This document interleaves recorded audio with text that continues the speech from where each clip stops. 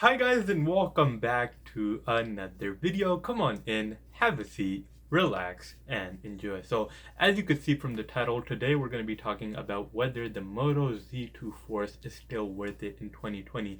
Now why am I doing this review on my gaming channel? A lot of people ask which mobile device I do my gameplay on. Is it any good? Should they buy it? And I figured let me kill two birds with one stone and let people know if the Moto Z2 Force is still worth it in 2020, as well as letting my gaming subscribers know what kind of phone I use and how it works out for me. So today we're going to be talking about whether the Moto Z2 Force is worth it in 2020, and I believe it most certainly is. Obviously there are much better options when it comes to software and all that stuff, but when it comes to hardware, this is still one of the best options to get in 2020. Now after the Moto Z2 Motorola stopped making the durable phones, and by durable I mean the shatterproof display. This phone does have a shatterproof display, which means if it falls, it will not break. The inside of the phone might break, but the screen will not break. The display won't break, and that's the thing I love most about this phone. It's very, very durable, but I no longer use it because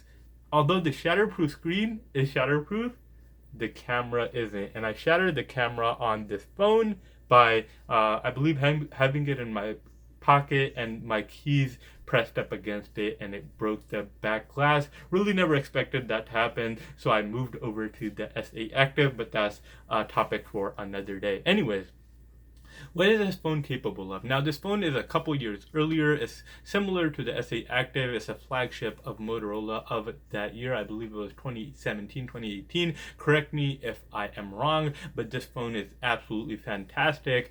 Very, very durable. Really love that about this phone. Has 4 gigabytes of RAM, so it's still really, really fast, and it'll still keep up with most of the recent phones. I mean, not by millisecond type of time, but like it's relatively the same, and you really won't notice it throughout day-to-day use. Now it plays most games absolutely amazingly without lagging. Games like Call of Duty Mobile, I always play that on here. It very rarely lags. The only time I've noticed this phone lagging is once it falls below 15% battery life. Then it starts to struggle because it starts to conserve battery. Now one of the things that this phone, one of the ways in which this phone is really, really unique, and it is like no other phone, is shiny from the back, which you could probably see, which is kind of annoying.